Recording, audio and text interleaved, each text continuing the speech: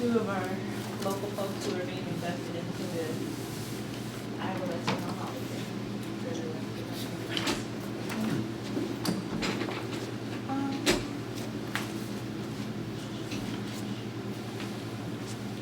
So some things that, so she added.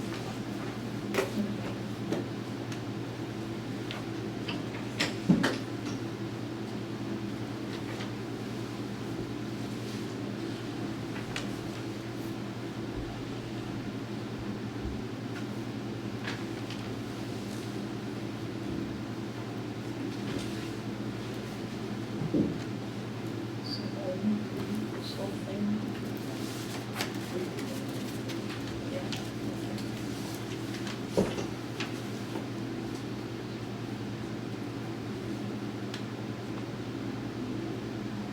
Okay. Okay, good, thank you.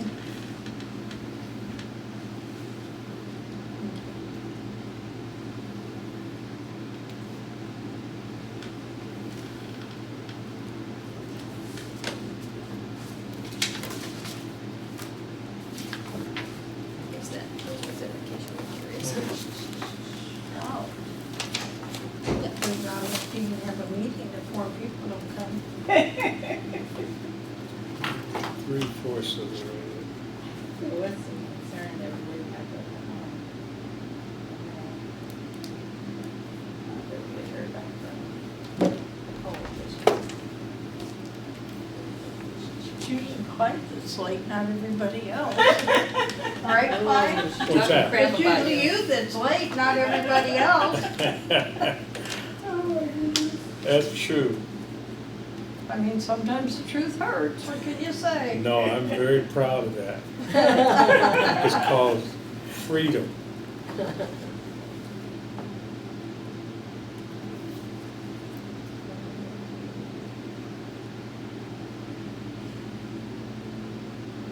Everybody have a good weekend? Yeah, pretty good. I went to that French exhibit at the Figge. It was Where really was it good. at? It's really, really Where was it at? at the Figge. It's the Fresh Impression French. They Oh, have French Monet there? Impressionists. Oh. Yeah. You know, I went to his house. You did. I did, in France. That's cool. In the gardens that he paints and all that. You saw. Went and seen it all. Oh, wow. He wasn't there. Yeah, yeah. He was out. He was out, yeah. About 100 years, He was but, just, you know. but they preserved it all. Huh. And Cool. they keep the gardens going, the bridges, all Oh, that. wow. Wow. That's very cool. Well, they probably have some trust fund set up that's Yeah. got And- multi-millions of dollars in Uh-huh. it. It was quite old, the house and all the surroundings. Yeah. He Yeah, didn't well, live everything is old lavish. over there. But he Yeah. wasn't a lavish person. It was just, I don't want to say amongst the poor, but it wasn't, Yeah. you would think. Well, I don't know if he artists was as are that famous way. then, Yeah. because he Yeah, it became sounds like- after. Yeah. Well, John and Isabel Bloom, I've been in their house several times. and Hey. Talk about not lavish. Mm-hmm. Yeah, where is it? Down in East Village. Oh. I mean, it was just cluttered and nothing fancy. There's an exhibit of his in there right now too. Isn't, oh, let's go see it. Yeah. It's good. Well, we got enough people now for a meeting. Okay, Right. so I'll call the October 9th Civil Rights Commission meeting to order. You want to do? I took roll. Okay, roll call. Approval of the agenda. I move we approve the agenda. Second? I'll second. Pardon? I'll second. Okay. Approval of the agenda has been, motion's been made and seconded. All in favor? Any opposed? Ayes carried. Approval of the minutes of the last meeting. They're on the back page. All right, guess since I did it, sort of, I'll move we approve of that. Okay, a motion's been made, is there a second? I'll second. All in favor? Aye. Any opposed? The ayes have it. And director's report. All right. Find it.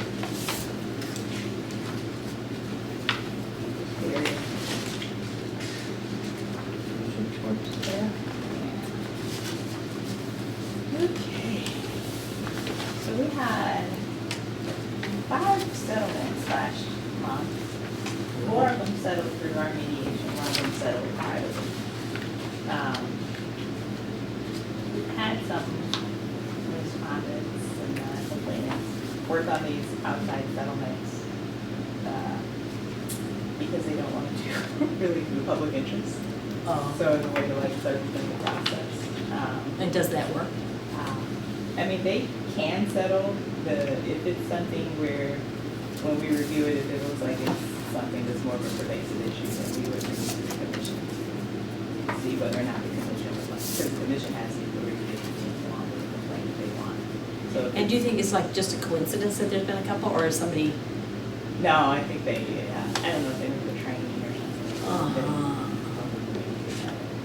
But we've had some folks pushing back on the public interest and kind of saying that they resolve things through other agencies and they're not required to. I don't know how true that is, but EEOC definitely requires it. If we submit a settlement agreement to them that doesn't have to do with the public interest, they will promptly kick it back to us and not pay us for it. Same with HUD, and ICRC too, so that's part of our contract with them. So I don't know if they, I know the EEOC refers to it as targeted equitable relief instead of relief in the public interest, so I don't know if they are using different terminology or, I don't know. Everybody else says that they don't allow them to do it without it in the public interest, so I don't know if they just tell us that in the hopes that we'll recommend that. We had 2 cases that settled in the amount of $50,000. They were companion cases. So the complainant had filed a complaint alleging sex discrimination and harassment because of her sex and sexual orientation. She was lesbian, and her supervisor was making inappropriate comments about her being a lesbian, asking her about her sex life and just all kinds of stuff. And so she settled the complaint, and she didn't ask for any monetary damages. She just asked for the public interest, and she asked that the supervisor be moved away from her. So they agreed to that. It was settled, and then she contacted our office and she was asking about the refusal to allow her to come back to work. And so I was confused on what she was explaining to me about, because I guess I didn't realize she was off work, or from the facts of the complaint, it sounded like she was still working and she had been terminated or anything.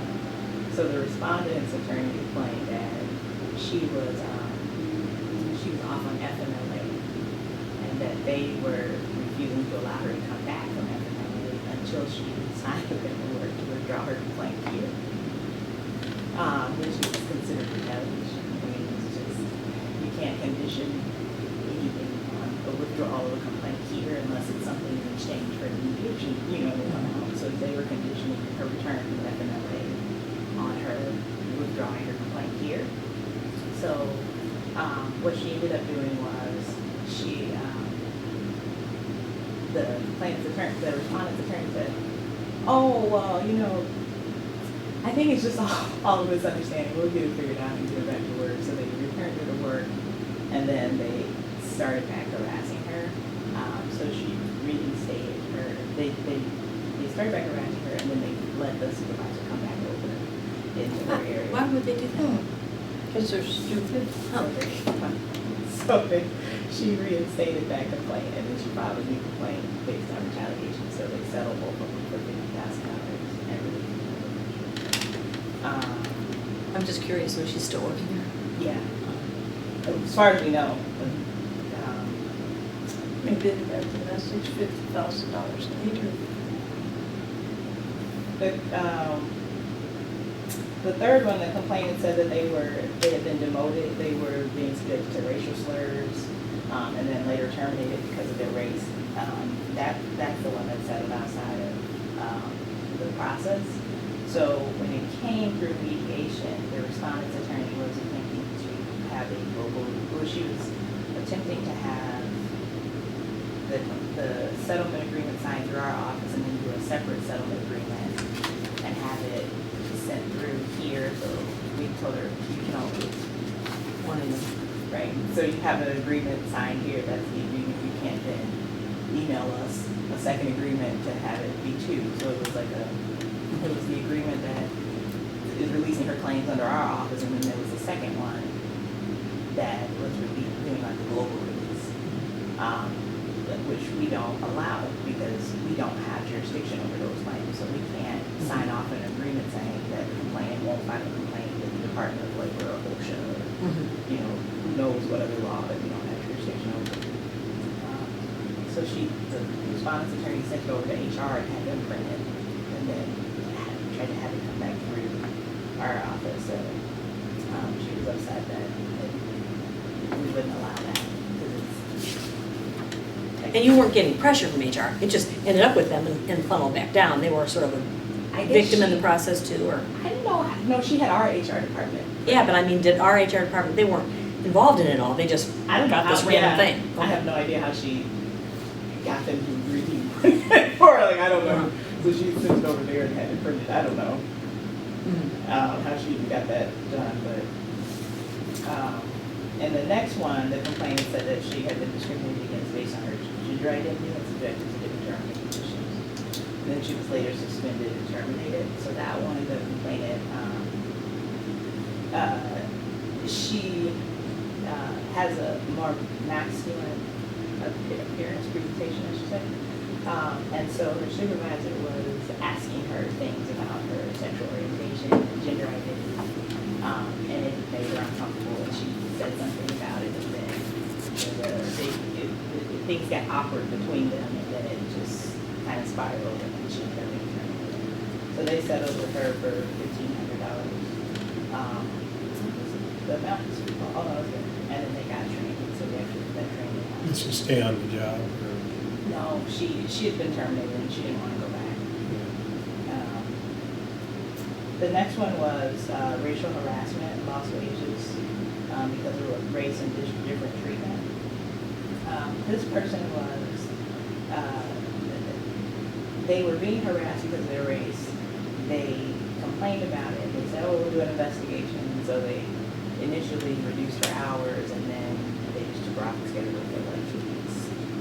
And then they put her back on the schedule, but she had filed a complaint in the meantime and settled for $37.50.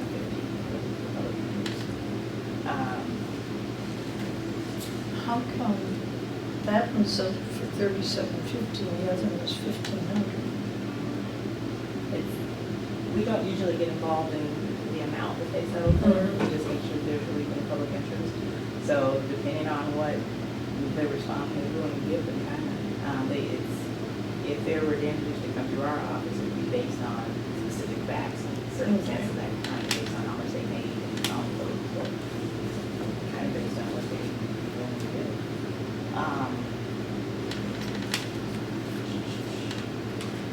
We went to the League of Civil and Human Rights Agency training and meeting. That was an interesting meeting. They had it up at Iowa City. So they had I just blanked on the name of they have an organization that some of the other civil rights agencies are working with out of, I think they're ultimately out of DC, that these people came from, Minnesota. But they have trainings on how to have your city like work on things with race and equity. And they have contracts with some of the other civil rights agencies, but I think some of the civil rights agencies do a little more with affirmative action stuff than what we do. And they probably have a budget to pay for this. So she invited me to go. They're going to be back in Dubuque doing a presentation at the Dubuque Community Foundation.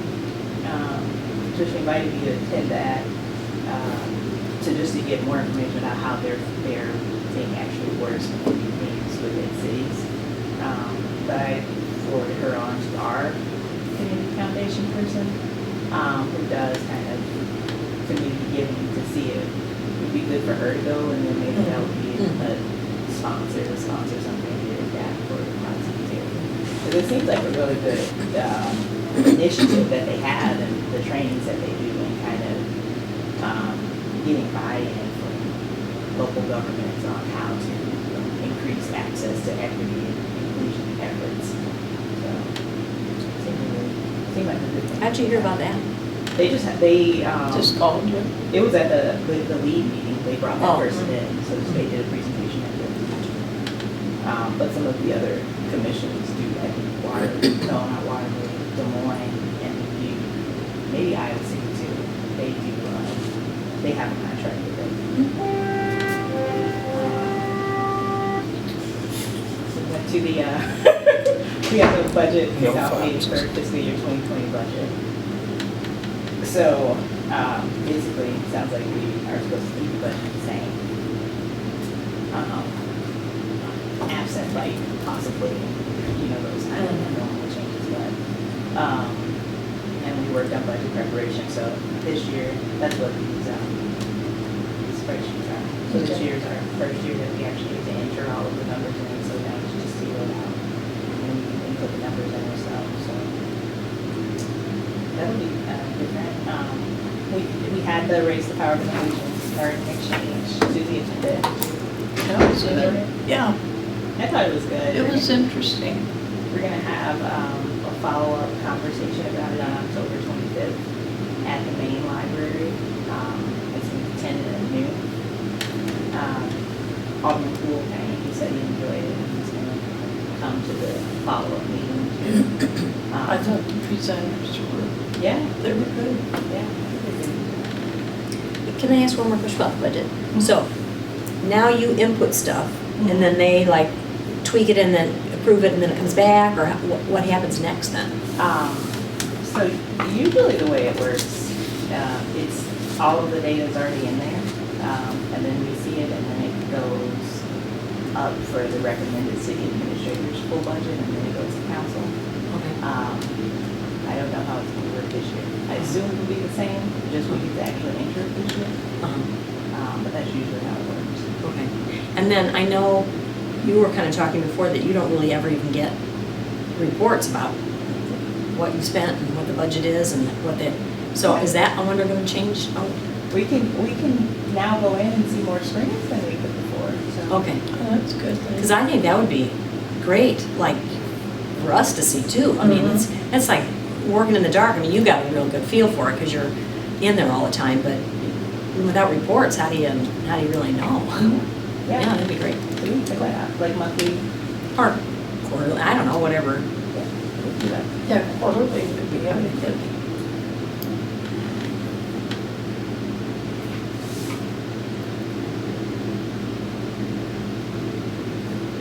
Oh, that's great. It may not make the most sense, but yeah. Okay, well, baby steps. Yeah. We also had the Protecting Places of Worship training that we did in collaboration with Department of Justice. That was good. Yeah, it was well attended. I enjoyed that a lot. That went really fast. Yeah. It was so interesting. Yeah. And they said that they'll probably be back to do some more stuff here in the community, so that'll be fun. Beth attended the Boards and Commissions Staff Liaison Minutes training. At that training, she was notified that there is a proposal to change the location of all of the board and commission meetings to council chambers and have them recorded so that they can be uploaded to YouTube. So that's obviously something that the commission would need to vote on because the commission needs to decide when and where their meetings are and kind of what format. So state law requires that there be minutes taken, obviously, but there's no requirement that it be recorded. Maybe the public can come in and record, but there's no requirement that it be recorded by the city. So that's on the actual agenda, so that's just a snippet to lead up to that.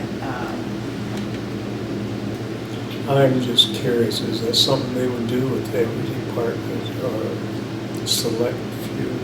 It said all of them. It said all of the meetings of boards and commissions.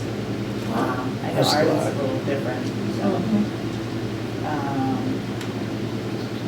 We attended, Kirsten and I attended the information sessions for the proposed zoning ordinance that were had.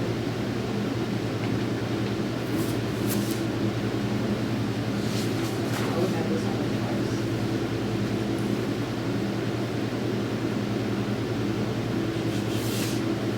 Kirsten and I also met with the representative of the consulting company that's preparing the Davenport assessment of fair housing regarding barriers to fair housing in Davenport. So I guess, They do every year. I think they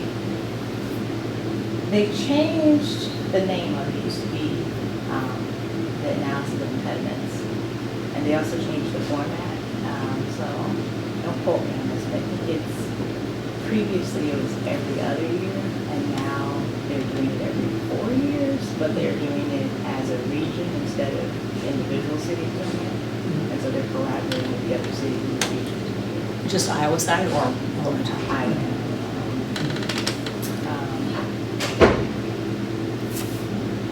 And what does that do again? They're looking at how we are spending our CDBG funding, the city, not us, but whether or not we're addressing needs for housing insecurity within the agency. So they are looking at what are the impediments to fair housing that we see throughout the community. And I think they just reached out to different people in the community, and maybe somebody told them to contact us. So like different nonprofits were kind of giving them their own perception of what causes barriers to. And who is it that does it? I think this is, I want to say this is Mosaic. So it's like a nonprofit, they're, Oh, no. It's HUD. HUD It's is requiring HUD. them Oh, to have this gotcha. report. okay. Some cities do their own, but. I see. Our city and the other cities in the region are contracting out through a third party to have to do it. And, But it's a and who report. decides whether to contract out or do it? The city, not Yeah, us? the city does, Got it. yeah. Okay. So they decided to contract out. Oh, yeah. No, it's a report to HUD on, they want to know how you're spending the money, whether or not you're addressing the needs of your community. So, yeah, so if you're getting, however much in CDBG funding, what are you doing to move the needle? Is it the same? Or are we repeatedly seeing the same needs every cycle? So that's really helpful. To Yeah. us too, yeah? Or we Yeah. already, Yeah, I think we oh, are. no. It's, yeah. So I guess it'd be helpful to be a surprise. Do they adjust those funds according to, how is that actually used? You can adjust how you're using them. So they have like a. So they encourage them to change the way they're using it, Yeah. and not necessarily penalize them I think they can. I don't know if they have penalized them for it. So some of the things that we suggested would be to create some programs that create opportunities for access to home ownership for underrepresented groups. So when we had our intern look at who was buying houses and the percentage of renters and homeowners, we see that women are being denied home loans. So maybe we could create a home loan program that targeted, lower income people. Maybe we could create a home loan program or down payment assistance program that was targeting people within certain income ranges so that they could increase access to home ownership. We could maybe partner with the bank to work with people who have less than perfect credit to give them more loans. So those are kind of some of the suggestions that Kirsten and I did, looking at how we are investing in communities that are underserved. So see, like, when we see a lower income community, the same investment in municipal funds isn't given to those communities. So it's kind of, the community that has the higher income is also where there's a higher investment from both public and private dollars, and encouraging more investment in those areas. So those were some of the suggestions that we gave, but it was really just kind of like an informal kind of, what do we see and what would we suggest that they do. So that's what that was. We got the HRC score in 80, down from 100. But it's more accurate now. Yeah, it's accurate this year. And that's it. That's all I have. In close their glass and I'll look at you. No. And that's public now.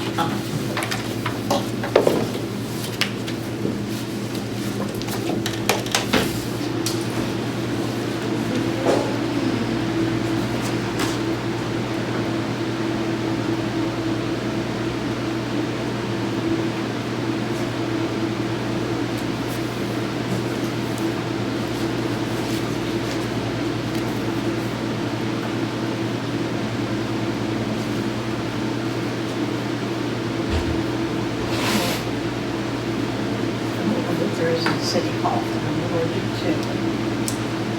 Every time I come into this place, Really?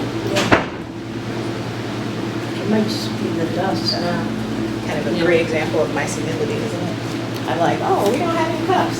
And then I forgot all about them that fast.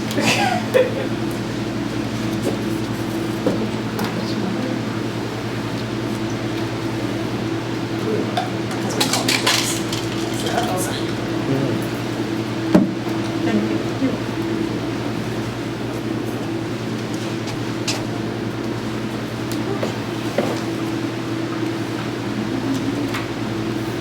Hasn't done anything good. No, no. No, I'm too busy choking.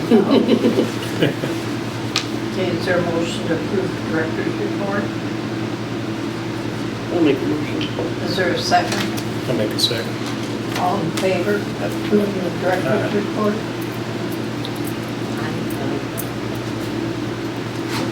Any Approving or opposed? accepting? Are accepting. Thank you. And I missed who Yes, moved it. and then fine. Any opposed? It's been carried. Okay, new business. Okay.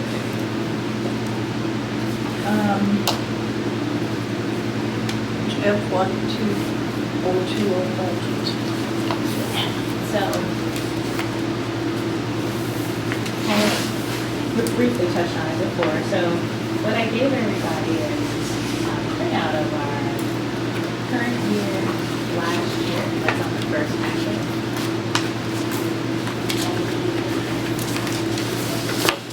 The next one is current year, 2017. The third one is 2016, 2015. And it goes July 16, July 1. so June the 30. 2016 is July 16 through June 17. No, No. it's July 5th. So ending, okay. And then 2014 and 2013. So, How many sheets are we supposed to have? Four, looks like 4 packets. yeah, it's for, Okay. I have two. the other two. Oh. Or it gives like, I don't know. you have 4? It's safe, it's a Oh, paper they're clip. clipped Yeah. together. Yeah. Okay. I'm counting as one. Don't feel bad, cried, I was.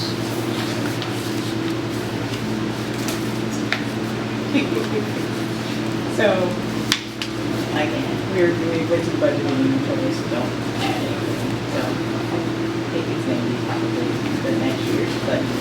So we will carry over the same figures that they were this year.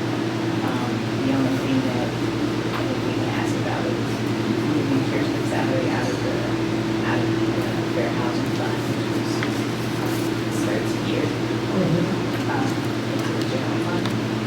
So What would be the reason for that? there's not enough money in the fair housing fund to cover it, and we're not supposed to pull into the fund. So whatever like is in the district, there's not supposed to be money added into that fund. It's supposed to be What they have and then that's. And if she's moved, then does that give you room in the fair housing budget for something else? We could, or we just, I think right now they would give us that money. They'll just take that money back. I see. If it's not spent, then they're gonna, yeah. Wait, I mean, they would put it towards her salary. Uh-huh. General fund. I see. Like, they So take it- you can't do it the other way around, but that way you can do it, or? I think you can use it for whatever you want. As far as spending, you're just not supposed to add money into the same account. Got it. Okay. So it works out six one, half dozen the other, it's just, But it looks super confusing the way that they do it. Okay. The way that it looks, when we look at it, it looks like every year the fair housing fund is $50,000 over budget. uh-huh, Because you have $70,000 salary in the account, but only $40,000 to $50,000. It doesn't make sense to have Kirsten Wood's salary in that account when we know there's no. So like Add every to year, it, yeah. like last year it was as well, $128,000. And I know that we're only ever going to get $50,000, so it doesn't make sense to put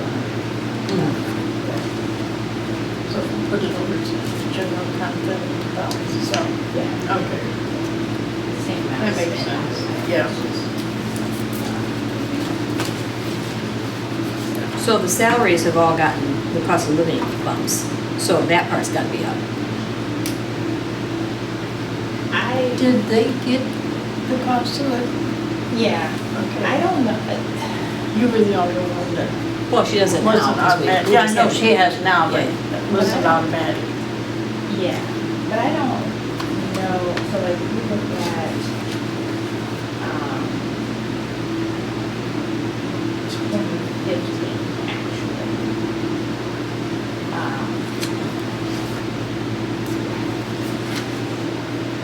That was June 2014. Right, when the Uh-huh. live benefit came from. The salaries was $207,780. Which one are you looking at? 2015. The yellow column of 2015, front page. Oh, okay. I wonder if I could find it. Yeah.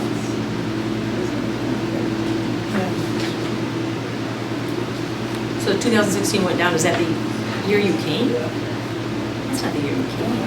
Yeah, that was my first year. It was higher that year than it is now.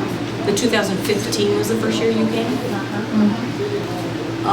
Do you think that's because part of the year was, did Judy make more than you? She did.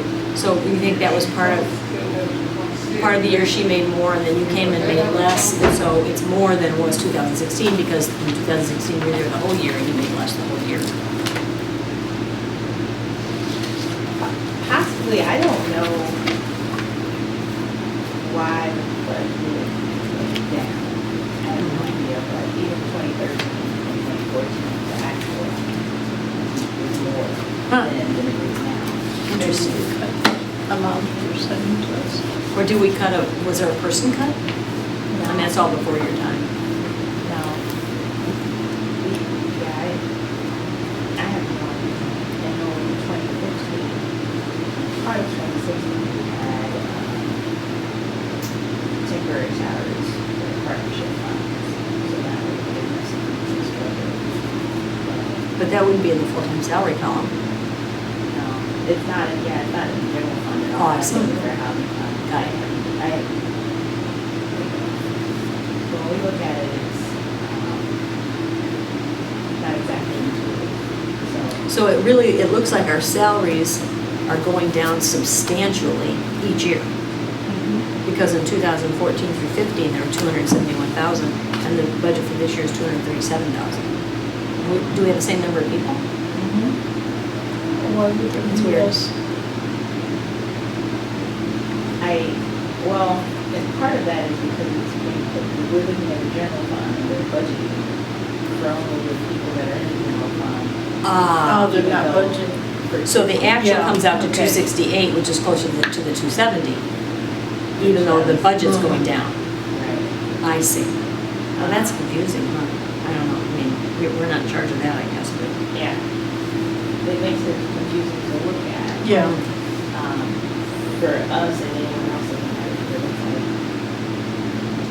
we are going over budget. Uh-huh. It's being That's the way it is. handled all the time. Yeah. Now that we're different. So the original budget of 2017, for instance, was 205, and now the current year original budget is 236. That reflects probably cost of living increases for everybody, just in the original budget column. I would say so. Yeah.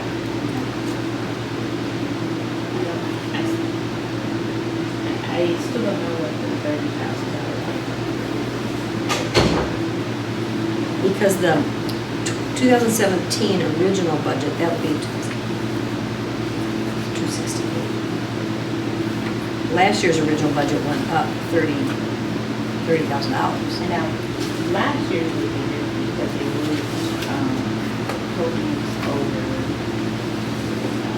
into the general part of it, because, that's not how the state goes. So really, it's kind of, we can't compare apples to apples, so it's not like impossible.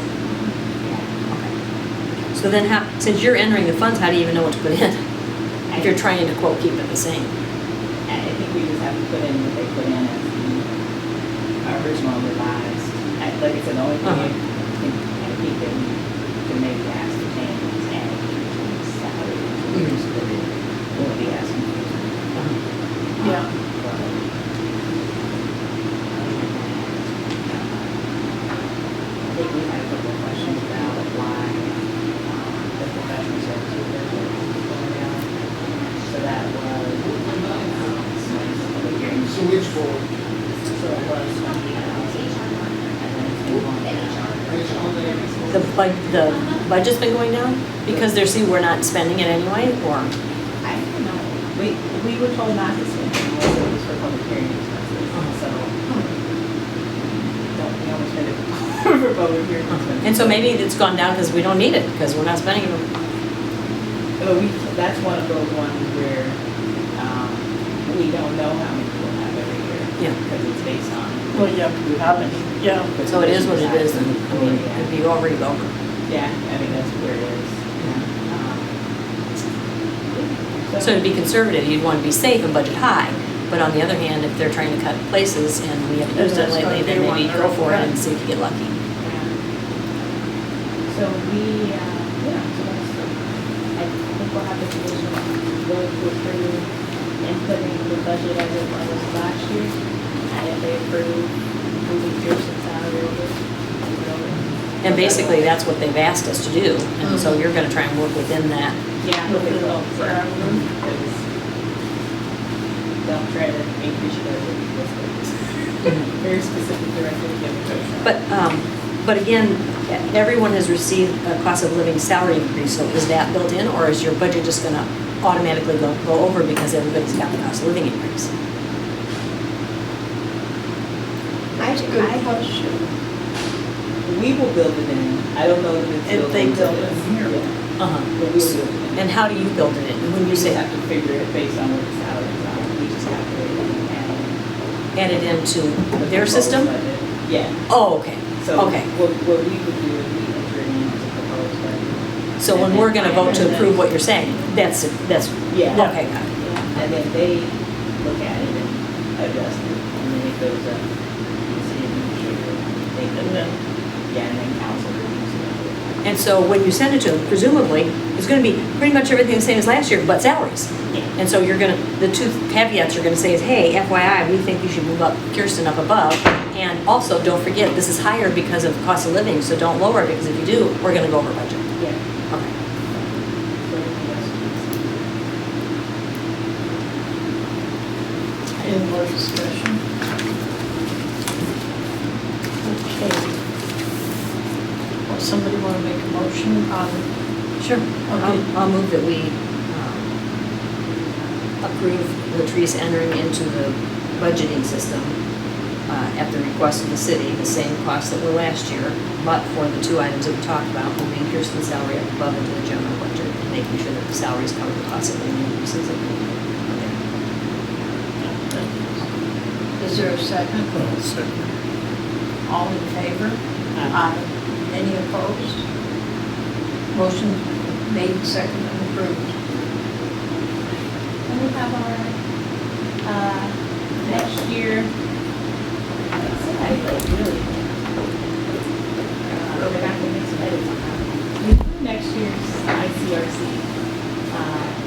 agreement, so we just need the commission to vote on, allowing Susan to sign it. I keep forgetting what ICRC is. Iowa. So then, Repeat that again? the Iowa Civil Rights Commission, contract. The contract. So that allows them to pay us for complaint processing. So we have to decide it every year.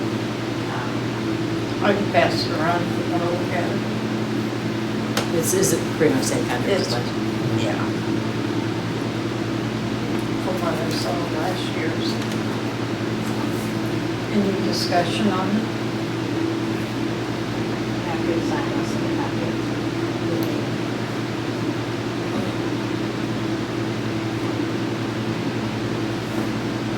Nobody else got, sorry, I'm circling back to the budget thing. Nobody else, I know everybody got a cost of living increase, because they did, but did they get other increases too? Merit increases, do you know? I mean, your staff, I'm talking about. Oh, Oh. Okay.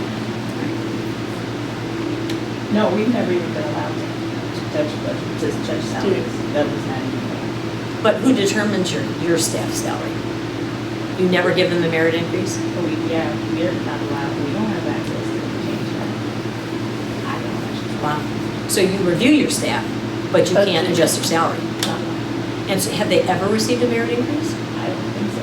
I think they just get extended increases. No kidding. Yeah. Isn't that interesting? Who actually determines that? Is there a process there? For Kirsten and Michelle, I think they're just determined by the union contract.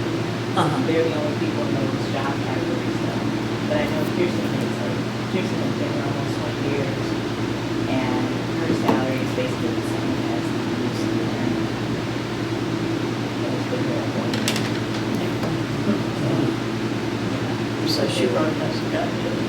Yeah, she might have gotten like 70, but it's odd, and she basically was staff attorney, so it's that person. Mhm. Huge salary. But yeah, you don't And so if we were gonna talk to the HR department about, hey, you know, we're doing reviews of our employees, but they're not getting merit increases. How do we go through the city process to make sure our employees are merit reviewed too? I mean, presumably the city employees get merit increases. I think some of them do, yeah. I don't know Okay. what the process is. Okay. I didn't know who to talk to. Did you go to HR? I don't know if they'll go to HR or the finance. Yeah. I had to do both. Maryland's on, it's a thing I can talk to. Oh. Yeah, I think- Yeah. so they've done that. Yeah, I don't know. And I know that the city has gone through a new process of how to make reviews. Have they told you that process so that you could do the same if you wanted to? Yeah. Okay.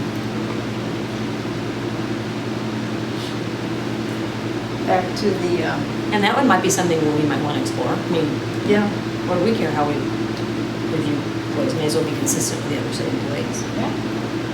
well, yeah, she's been here 20-some years. Well, I just mean it in terms of performance. Well, yeah, I know. Yeah. But it's not reasonable that she makes the same as the first year. Yeah. I mean, unless that's just the way the city goes, because there's no money, and that's the way it is for all the employees. Even that's a different issue.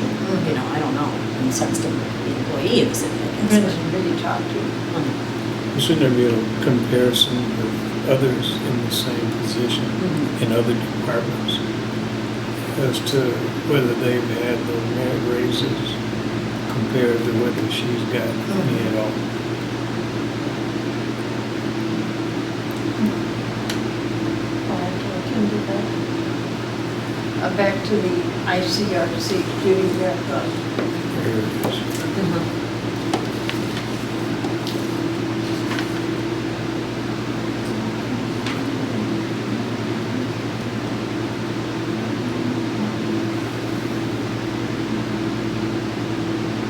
does anybody want to make a motion that I sign it and leave our acceptance of it? So this new thing that they're talking about, so what is that? It was $33,000 and it's like first come, first serve, so hurry up or? Every year. Oh, it's every year, okay. And so they say there's been a modification, they just changed the amount. I assume more, Uh, or I don't know. less. Yeah. 33,000 isn't very much. No. I mean, it's like taking pop cans back to the store, you know? That's about it. So it's giving people the right stuff, the Iowa Civil Rights Action. Yeah. So that's the thing for that more so than rushing to Yeah. inspiring my children. Does anybody want to make a motion, approve the ICRC contract? I'll make a motion to approve. Second? I'll second. Can we make an amendment to approve and then I have authorization to sign? Yes. Second. All in favor? Aye. Motion's been carried. Okay, commission meeting format. What's that supposed to be about? That's the, Yeah, so we would like to Oh, have television. the board or commissions moved over to council chambers and recording. I didn't receive those, so we were going to do that for whatever reason, so. From what I've gathered, we want to have everybody go over this, so they can upload the recordings of the meetings to YouTube. We might want to have everybody here to vote on that. Yeah, I think so. Might put the newer commissioners, the commissioners who work for private companies in a precarious position if it's being uploaded to YouTube because it's minutes. I don't know how they feel about having it there uploaded in that way and what impact that would have on their job. Saying something that was, I don't know, I mean, controversial. theoretically, we're a public meeting, so. Yeah. Yeah. And then that also impacts members of the public, a lot of great things. Be recording and, things that they say have their face. I was gonna say we're a public meeting We're for the public people that meetings. come. I don't necessarily want to be all over YouTube, you know? But that would be true like of city council meetings too, I suppose, right? People who come. Yeah, those are recorded, but it's, each body has the authority to decide If they what know. will be formatted. Yeah, we should Well, I wait for think- everyone's here. What we deal with is so sensitive, it may deter some people from coming and voicing a concern. You know, at one time, they moved the Civil Rights Commission office, Alice Hall, and that was the whole purpose of doing it. So whether, no matter who it was, whether it was a city employee or some private company, that they wouldn't be affected by walking through this door to deal with whatever the issue was. So that's why they moved it. It was up on Brady Street, I can't remember for sure. I don't know how it came back, but that was the purpose of moving it. And I don't know who the director was at that time. Do you have any idea? I don't know. It was for Judy's time, I believe. Oh, maybe it was Brenda. It might have been Brenda that was up there. So I don't know how it ended up coming back here. But that was the purpose of, I mean, if you work for a certain entity, do you really want to be in the public when you voice your concern? I mean, it's different when you have a reporter, but to be on TV, that's a lot of exposure for someone that just has a complaint on whatever it is. I think it would be a deterrent for people to come forward. Like you say, that they would like. You might say, Yeah. but we need That to. for next it's- It's you not wanna- such a bad thing to think about anyway. I mean, that's my thought. I mean, because Wanna take my initial reaction was, I mean, when the reporters have been here, I've been kind of glad in a way because it seems like things get confused about what really goes on. And if somebody's here to report it, that's good. But I hadn't really thought about it from the prospect of maybe people don't want their face all over YouTube if it has to do with it. So I don't know. I think I would be afraid of retaliation. And yet, the people who come to the meetings aren't filing their complaints, that's a different process. But if somebody wants to, like, if somebody wants to come forward and tell the commission about something that's going on that they don't want to Uh-huh. necessarily file a complaint about, because they are afraid of retaliation, having to face. Mhm. I don't know. I want to table it until next month when everybody's here. We can have more open discussion. Do I need to We get need a motion on that? Yeah, I don't know if, I don't think we've ever tabled something before, I don't know what that means if you table it. Means you hold it over. Yeah, it's just old business. Yeah, Okay. and keeps it open. I'll make a motion to table it for next month. Is there some specific thing that the word table means though? I mean, versus just saying, hey, can we just put this on the agenda next month? I don't know. I don't know. I think thought it's just a Robert's before. formality of Yeah. words. Yeah, I think it's just, Because I mean, everything I've ever been able to say table, and it just means to carry it over to the future.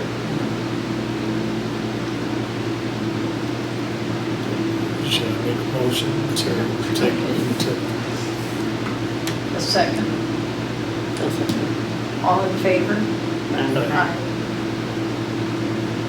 Any opposed? The ayes carry it. We'll table it until next month and more commissioners are present. I wonder if we ought to shoot an email to To give them them, more let them know. specific, Yeah. yeah, so they can actually have time to process it as well. That's a good idea. Okay, old business. Anybody have any old business? I guess I did forget to mention, I'll be on a panel, this week at the library on the 11th for discussing voter rights. So if anybody wants to come hear that, I think that 800 What's, voter rights. Hey, what's the deal on voter rights right now? I mean, did they say you had to bring an ID before and now they've turned down, or, do you know? Yeah, but, I think it's, most of it back in January 1st. Oh, so for this November, you still have to bring an ID with you? I don't think so. You don't think so? well, see, and this was TV, so I could be Yeah. wrong. You can't believe everything you hear. But I had the impression you're supposed to have an ID, but you can sign something instead of having the ID. That's, I want to say affidavit, but I'm not sure of the terminology. Because last time But- they asked me for my driver's license. yeah. And Yeah, that's to what show you who you want are. to But if you don't have one, you can still vote, but they make you sign something that says who you are. or- that you are who you say you Yeah, are? that's the change that they're making, so it's, you have Right. to have, a driver's license. Are you, let me get it straight, are you saying they've changed it back? Because I've seen and heard this a couple days ago. Like, so if, I don't think it goes over where you're mandatory to have your ID until January 1st. See, it sounded like you're supposed to have it, but if you don't, you can sign something. I think that might have been the change, is that you can sign something instead. Because Right, last time I you can voted, still they made me vote, show but my you have to driver's sign license. something. And you're closer to it than I am, so don't let me. I don't, well, I think Apparently not. yeah, I think they asked me to do it just from the civil rights perspective, and not on, like, the Voter Rights Oh, Act, okay. not individual state laws. But I think Iowa's was, you could have, you can even have a neighbor or somebody sign something to vouch for who you are, but they changed it to now where you're gonna have to have your, and it wasn't mandatory this last time we voted, but they made it seem like it was. Oh, Because it was They very much- encourage. I felt like it was. Uh-huh. Said that this round coming up, that you may not have to have the ID to get by it. Right. But in the future, You want to meaning have it. next year, you're Yeah. gonna have to have an Yeah. ID. So it's, I think it's January 1st, it goes into effect. Oh. And this year it's still under the old system. We can sign. Sign something. But yeah, but that's all I know. Okay, any other old business? Apparently not. Public comment? No public comment? Anybody move to adjourn? I'll make a motion. No, Is there a second? All in favor of adjournment? Aye. Meeting's adjourned. It is 12:55, 56, whatever it is, 57.